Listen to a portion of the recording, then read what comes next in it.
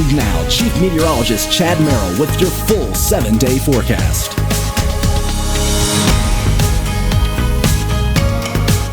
And welcome back, folks. You probably see lots of lightning in the sky right now, and that's because we have a complex of storms.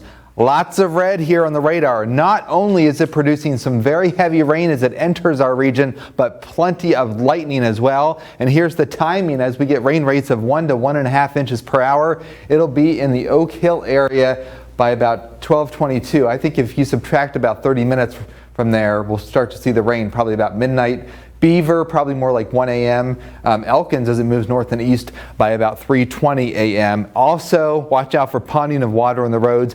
And then there's some more showers back through Kentucky. This is associated with what's called a mesoscale convective complex, or meso-low, and that means it has its own entity to it. So it's not driven by daytime heating or anything like that. This thing's going to plow through with some rain and lightning. The good news is we have clear skies across the Midwest. We have one day of mostly dry weather once we get into Wednesday. There's been a ton of rain with this particular complex as it moved through Kentucky. We're talking about 2 to 3 inches of rain, and as it moves into our region, we'll probably get a good 1.5 inches in about an hour's time frame. 66 degrees right now, the heat index at 66. Barometric pressure, for those of you following, 30.02 inches of mercury. Now, once we get into tomorrow, there will be a couple of isolated storms, and I think the best chance will be across the Greenbrier Valley. As we get into Thursday, folks, we really got to pay attention to this because this is ahead of a cold front. There's a lot of wind energy. We've got a lot of moisture. We do have the potential for some gusty storms in our region, producing once again the potential for flooding. I think the Weather Service at some point will issue a flood watch with all these rounds of storms, and the final one being the last show Thursday night into early on Friday, and then we clear the air. Canadian high pressure finally builds in right in time for your weekend, and that means temperatures at night comfortable, low dew points, lots of sunshine. Finally, a chance to dry out here across southern West Virginia, and then we start to get into a little bit more active pattern once we get into early next week. So planning your morning out. The rain early will give way to sunshine. So another day where we have self-destructive sunshine in a few spots.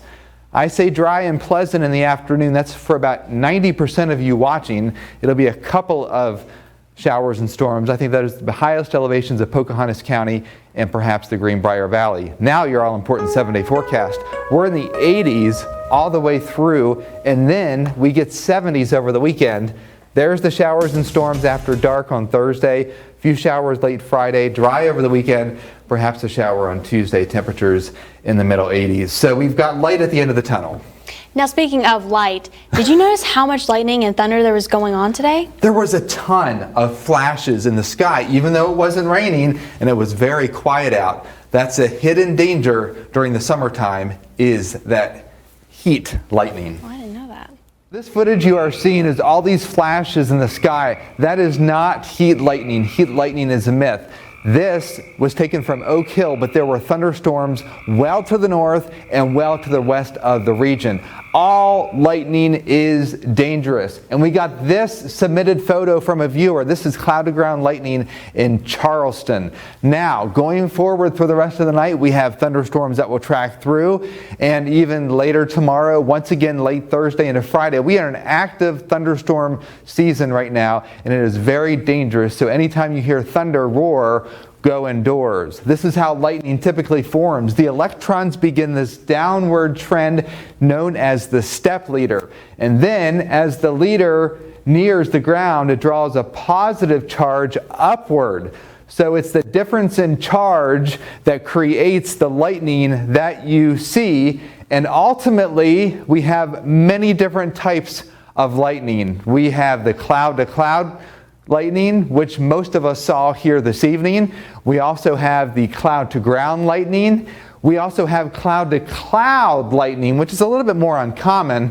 And of course, cloud-to-ground flashes typically result in the biggest boom of thunder. But cloud-to-cloud lightning is usually a precursor to cloud-to-ground lightning. So anytime you see lightning, you should always seek cover inside. Take a look at the number of deaths from lightning. This is courtesy of NOAA. Many of those with fishing, because fishing is an outdoor activity, at the beach, camping, farming, boating, social gathering, walking to and from home. Multiple fatalities across the U.S. And when we break it down by gender, you see that 80% of lightning victims are mostly men and 20% are women. Now, in terms of climatology across the region, when do we typically expect the most lightning? And this concentration right here that I've highlighted from the middle of July, where we are now, all the way through the early part of August is when we have most of our thunderstorms across the region. And with an active pattern, when we mention above average precipitation or above average rainfall in our forecast, most of that is usually thunderstorm related. So we will definitely have an active pattern this summer. And remember, anytime you hear thunder, go indoors, because any lightning is dangerous. Not just the cloud to cloud, which is a precursor to cloud to ground, but also cloud to ground lightning as well. So that's a little recap on lightning here from the Storm Watch Weather Center.